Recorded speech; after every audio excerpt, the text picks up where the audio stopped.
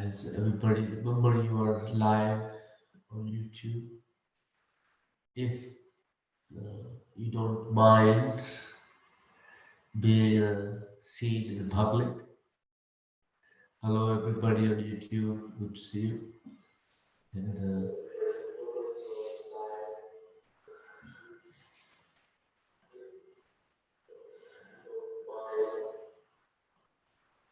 was a repeated telecast, by the way. So anyway, so we have. Let me see. There's a.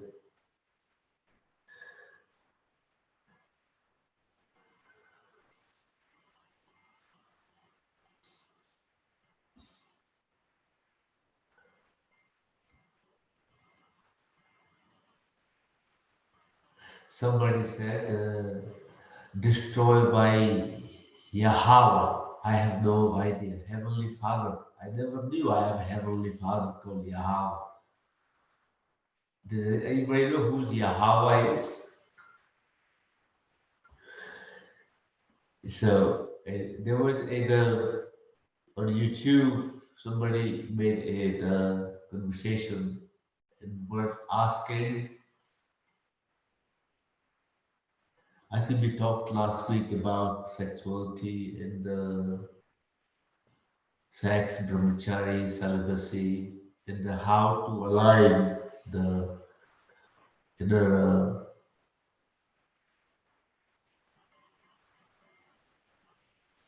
bodily fluid to retain inside, feeling comfortable. So somebody said, aspect of life that not all guru talks about. You are a product of that. Why people don't talk about? Because they are embarrassed or they feel ashamed to be, despite the 24/7 thinking they have. So next question, there was somebody asked,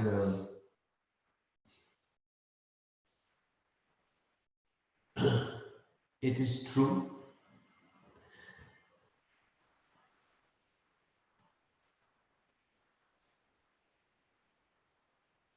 A question is, I agree. Somebody was asking about the negative thoughts. I can't go to sleep, and when I am sleeping, I'm having negative thoughts. How do I get rid of them? And it is sometimes is difficult once you get into the trap of negativity and whirlwind that is actually your mind can't escape out of it. How do you snap out of it? I had a teacher who used to slap basically. If you ever try to talk to him negative, you see that you are getting into a trap of a conversation, you're not getting out of it. So he's asked you to sit down quietly and it's like just uh, make a really good clap, like take you out a surprise, then ask you to have the conversation back again. But you can't do that to yourself in that time. But I give you advice, it's the best thing. If you really suffer negative thoughts before you go to sleep or during sleep, during the daytime, always go for a good walk. Some energy is stuck, you need to move. You need to move. Have a good walk. You can't do that in night time, but during the day you can. Before you go to sleep, make sure you do have a good shower. Wash your head, wash your feet. Important part.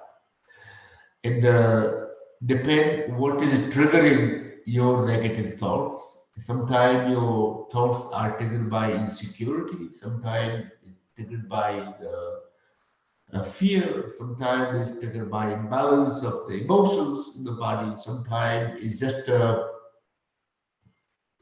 mind making the stories. Despite there is no story, but mind love making the story because you find a comfort in negativity.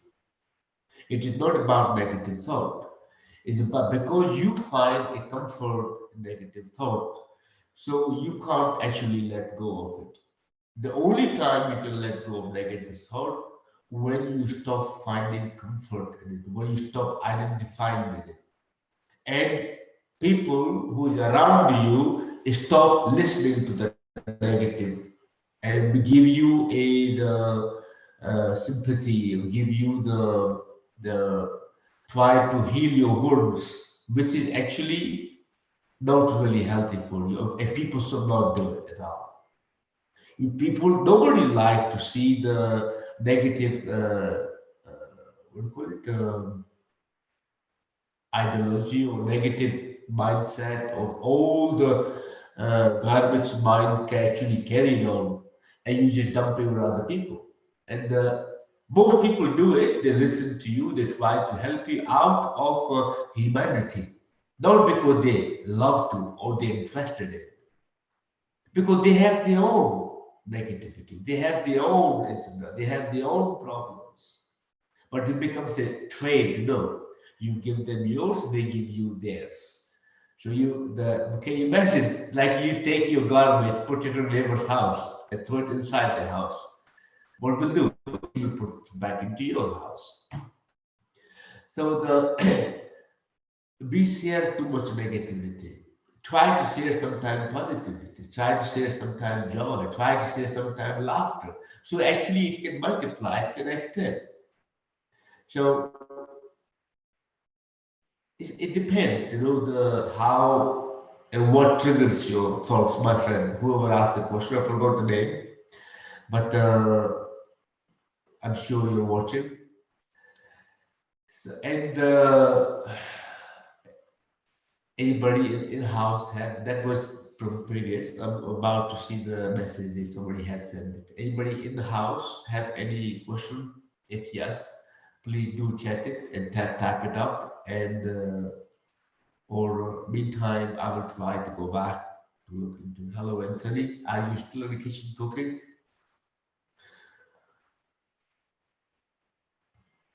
Okay. Let me open the phone. There's a question.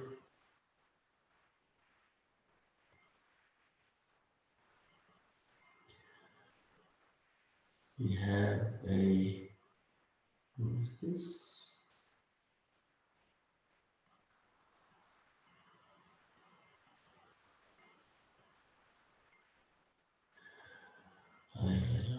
Where is it? Yeah. How meditation can help to improve our asana practice? Very good question. And the next question we have, why is to develop a flexible mind, why it is necessary to develop a flexible mind, how one can do that? Does a flexible mind facilitate a flexible body, or it is other way around?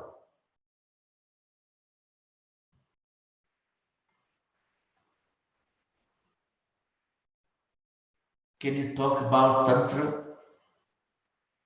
Tantra has always been a controversial topic. And what is a Tantra? Tantra itself is a big topic. And what I'm talking, it's also Tantra. I talk nothing outside but Tantra.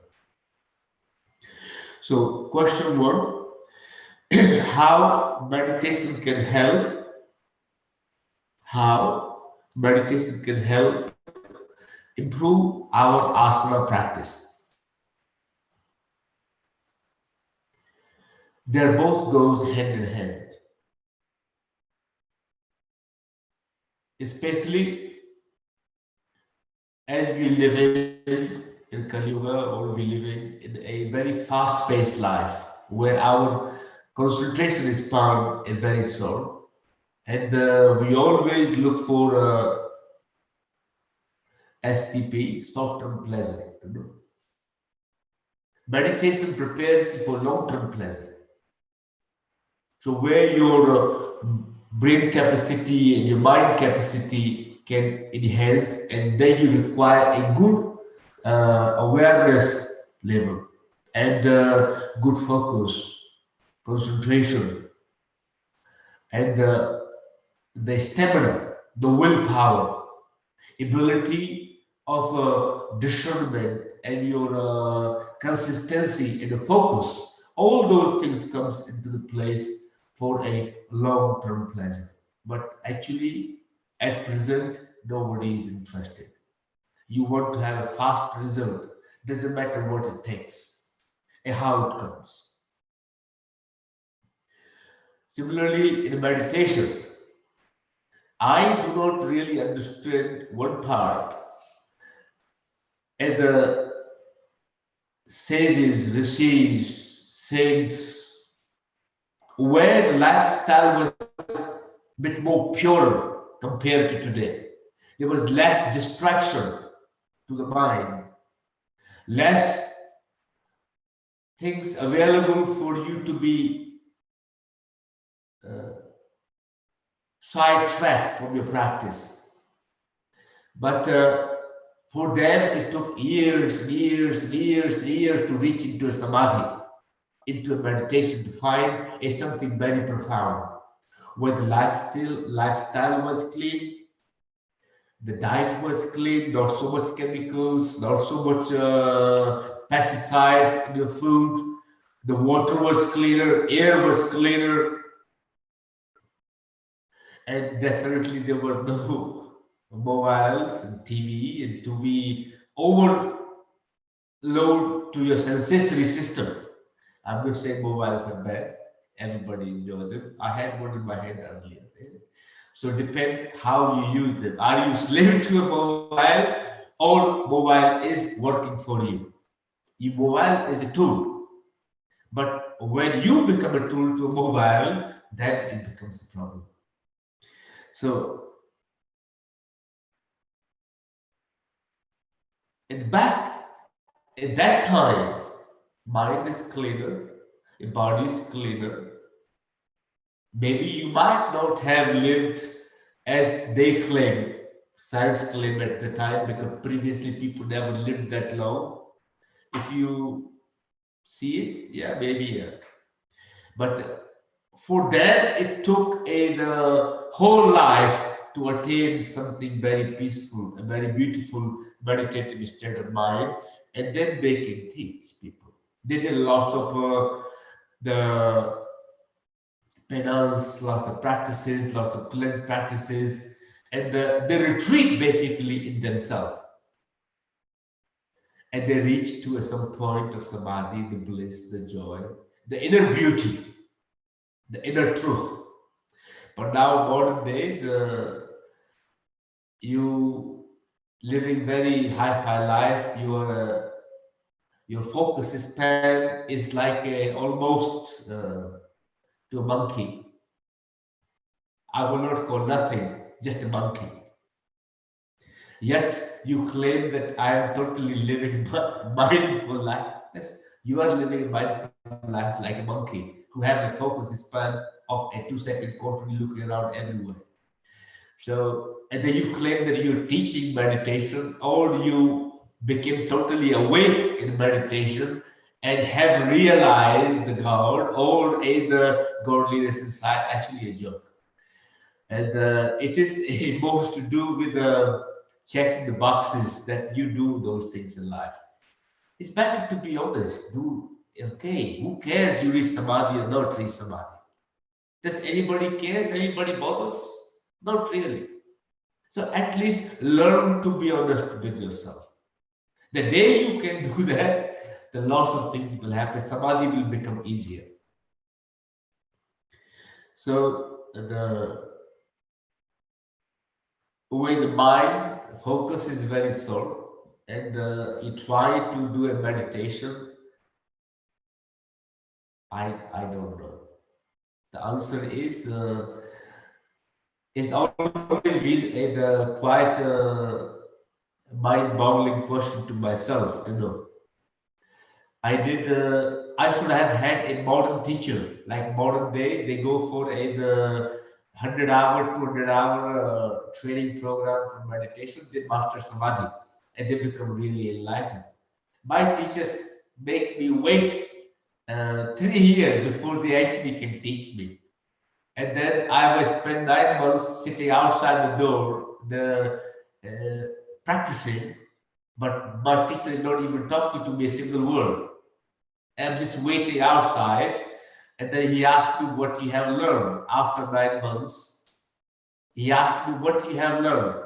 So you have not taught me anything. You asked me what I have learned, but I learned a lot at that time. But people become a master in 200 hours. So I should have had a modern teacher. That would have been better for me. Can you imagine? I would be having halo over my head like Jesus Christ, walking like in the sunshine and the burning everybody in the street, claiming with my spiritual ego. But it's okay. So talking about meditation, my dear, is important. Meditation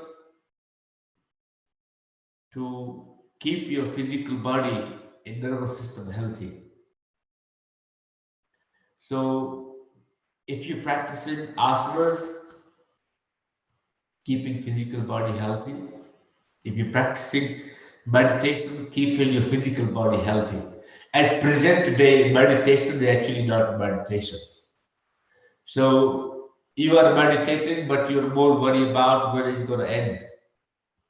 You are not meditating.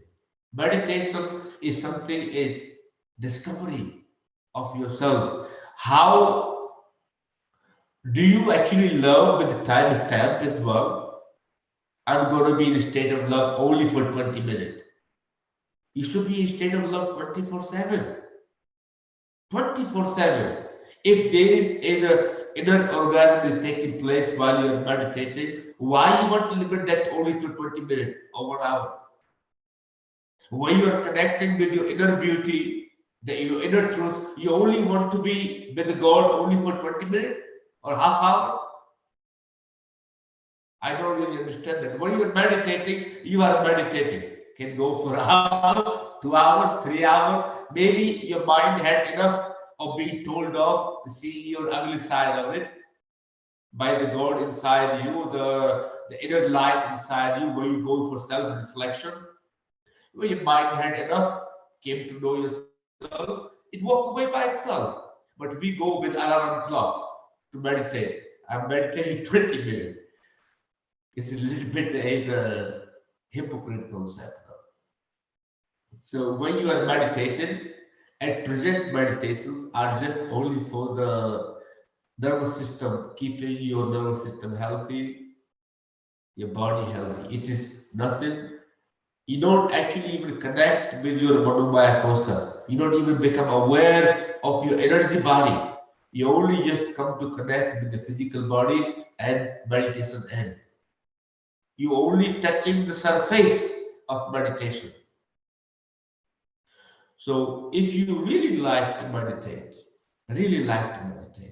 spend every day, not once a week, every day.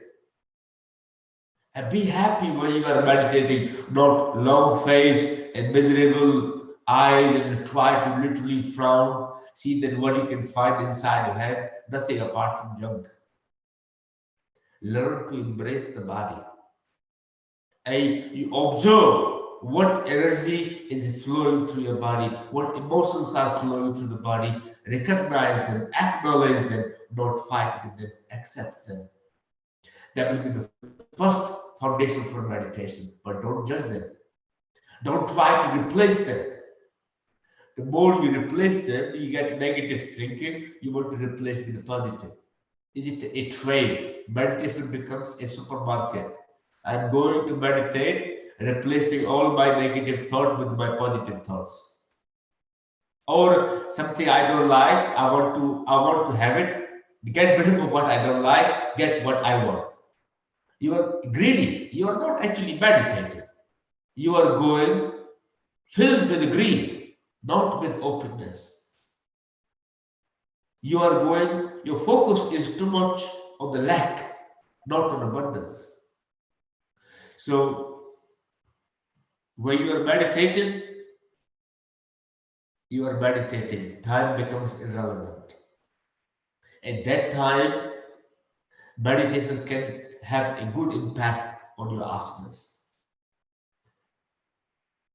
But at present state, it is very good to at least you can practice the asanas a bit more mindfully rather than practicing asanas like a acrobat or practicing asanas with the competition, practicing asanas with the insecurity, practicing asanas with the rush, not aware of even movement.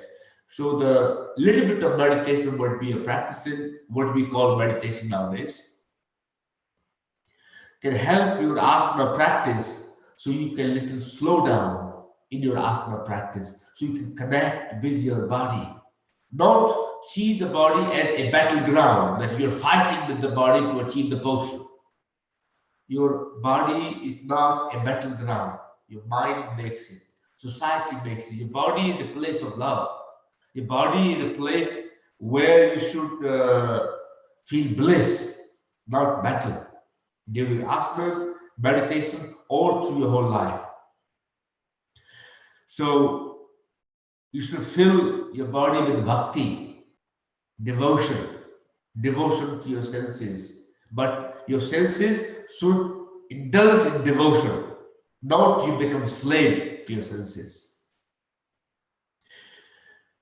In relation, how the meditation can help, asanas, as I said, it keeps your nervous system calm. You can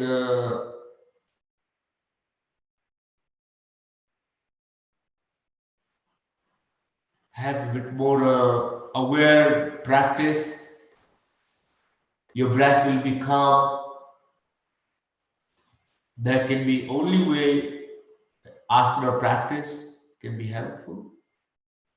But same way, the asana also helps your meditation because you are meditating, a little bit of pain comes, shoulder pain comes, back pain comes, knee pain comes. You constantly move out of the practice. So, which is becomes a hindrance in your meditation as well. You can't comfortably sit down and enjoy the process, but you're more worried about the discomfort. You can accept the discomfort can become a meditation. Next question was why it is to develop a flexible mind. If your mind is not flexible, you suffer your whole life. Whole purpose of yoga, whole purpose of asanas, to develop a flexible mind, not flexible body. Remember that. I know lots of people flexible as like a rubber band, almost like a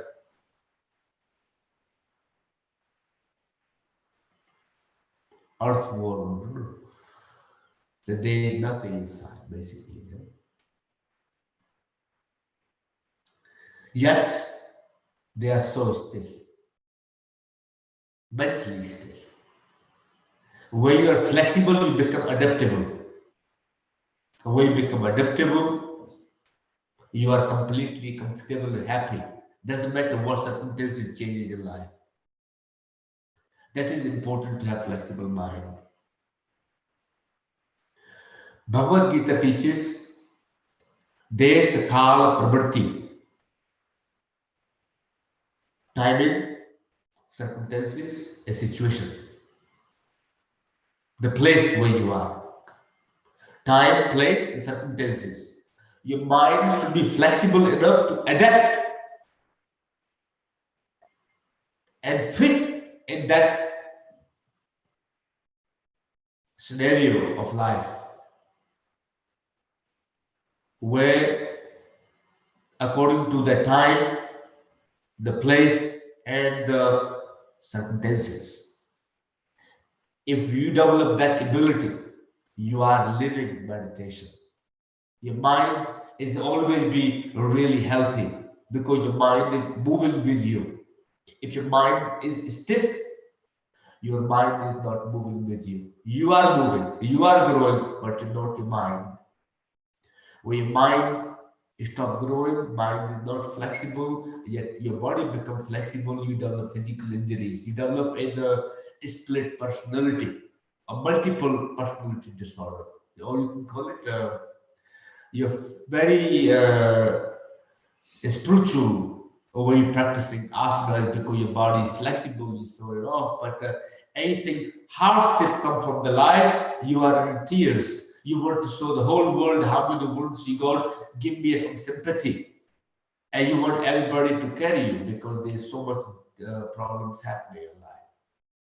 So if your mind is flexible, you will adapt and you will cope no matter what happens. If you practice yoga and your mind is flexible, they say the sun, hot and cold used to be completely neutral. Happiness and happiness completely neutral, no matter what happens. High and low completely neutral. Like and dislike totally neutral. That is the beauty of flexible mind, not a flexible body. So something you like, you feel really happy. Something you don't like, you feel really unhappy. But what is liking, disliking is subject of senses, not subject of you. There is lots of things happen in your life, or through your senses passing through you. There's something that makes you feel very pleased today. Tomorrow, same thing will make you feel unpleased. What are you going to do? Let's say I give you an example of it. You have a lover.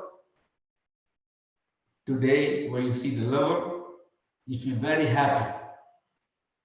And tomorrow, or maybe a few weeks later, as you had an argument with the lover, you haven't seen it whole day. You see it in the evening, you feel very unhappy because you don't want to see that time the lover. Person is the same. Person is the same. Your senses see the same thing, but inside you are not the same. So whatever you perceive through your senses is all objects. There is nobody else other than you, remember. There is no one. Everything what you see is your perception. What you can do from that is try to make perception as great as possible, as constructive as possible. So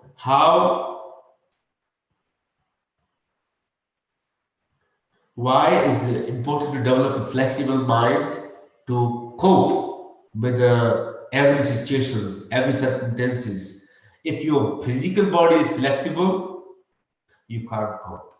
You only can cope to go through little tiny tunnels of life with physical, like a snake, you can go very easily.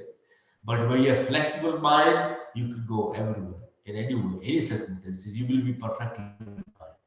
That is important part to have flexible mind, and physical body flexible only for good for one thing, to show off and get a couple of applause and good claps to how bendy you are. And having a flexible body is also not very healthy for you. Remember that. That if you're hypermobile, there's a difference between flexibility and hypermobility. Flexibility and over flexible where your ligaments and muscles doesn't really support you. It is due to with the bipolar, depression, chronic digestive disorder, mood swing. All those side effects are also, if you look back, if you know anybody who is a very flexible people practicing yoga or not practicing yoga, have a diagnosis system with them. They suffer from a chronic digestive disorder, constipation, mood swing, depression, and chemical imbalance in the brain. And they're very flexible, unstable. This is a side effect of flexible body. It is a good, very clear symptom of the chronic digestive disorder, hypermobility. There is certain level of flexibility you require in the body, certain level of elasticity you require in the body. But when you overstretch it, it becomes very unhealthy for you. You should have resistance in the muscles. When you lose the resistance in the muscles, you become injury prone. Your body likely to get injured. So you start creating a damage to your skeletal system and your ligaments in the body. So yoga is a very dangerous activity, I will say, to practice or participate. If you are practicing yoga for spiritual reasons, and there's so much airy fairy in the rainbows and the angels are around, you can get trapped into that illusion as well. And that is actually not the aim of yoga. Aim of yoga is to understand yourself. If you start projecting yoga outside, you lost already. Similarly, with the physical practice of yoga, we go too aggressive with the body, you creating a problem for yourself for the joint issues, digestive issues, and other the body health issues you can also create it. So you have to be very, very careful the way you practice asanas, the way you practice flexible body and flexible other aspect of it. How we can do that? That's a good question. How to have a flexible mind? Does a flexible mind facilitate a flexible body, or is the other way around? Remember, you can be very flexible body but not have flexible mind. You could have a very flexible mind yet not have a very flexible body. So sometimes there is a lack of synchronicity. But life can be very flexible if you have a very flexible mind. You will have a less discomfort for sure. You will have a lot more joy and a lot more celebration of life.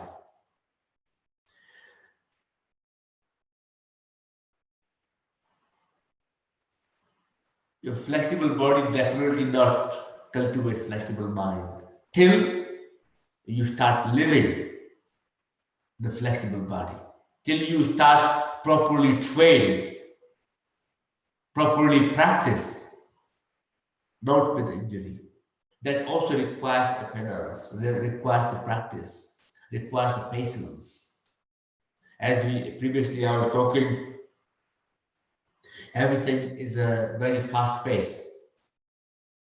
Everything is a very fast pace. Your aim is to achieve and sell, making a product out of it. You become a product of life.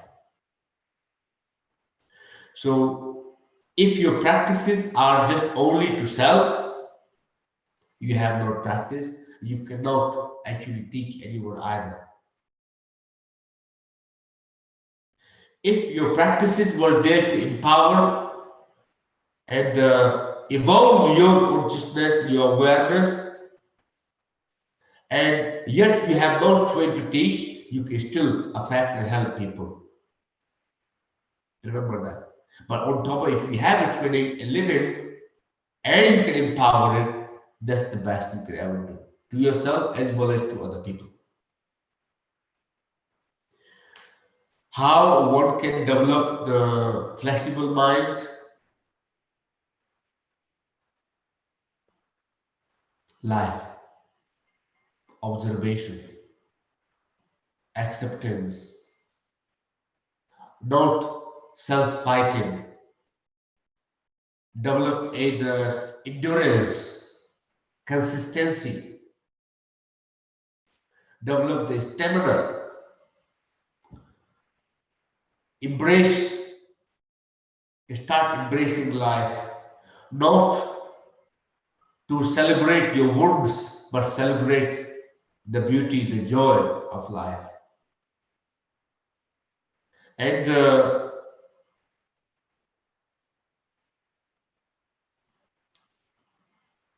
analysis of whatever happened in life. What you do, you immediately see something and something your sense doesn't like it. What you do, you react. What you do, you react, or you assume and you react.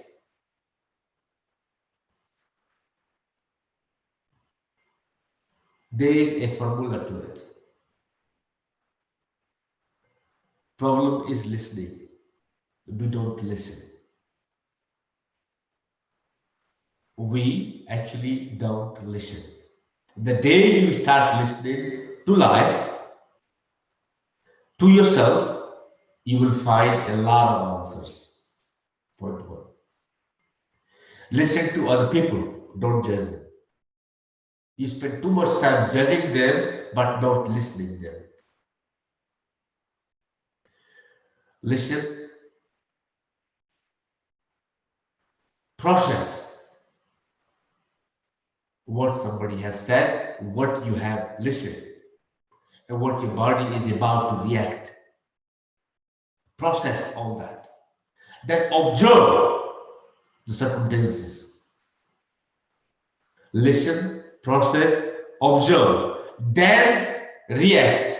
To think, do you really need to react or not really need to react?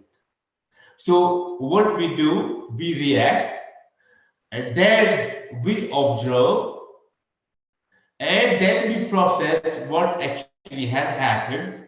Then we think, oh, what did the person actually say? Your process is other way around. Reverse it. Listen, process, observe, then react. React should be the last word. But what you do in life, you react to everything and anything that comes in your way. So on that note, try, if you can, I give you the secret of my life. No reaction. Listen as much as you can. Everything and anything, even your own mind, listen to it. Then you process it. Because your mind can also tell you lots of garbage as well. Because that's what you accumulate all day. Other people can also give it to you. Everywhere we can find a beauty as well as something not good for you at that time. Listen, process. Then you observe how you feel. Should you react or not react? What circumstances is going to be like? And then you, if you still need to react, by that time when you arrive to the observation, I guarantee you 98% of the time you will have no need to react. You preserve energy. You preserve other people's reaction. And when you stop one reaction, there is a other reaction automatically stops. So how do you develop a flexible mind? I give the formula. L P O R. Remember, listen, process, observe, and react. Always, everything. So thank you everyone. Namaste Tantra. Next week. Thank you.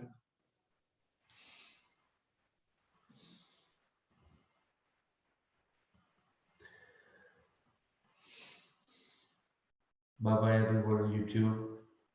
If you are not subscribed, subscribe it.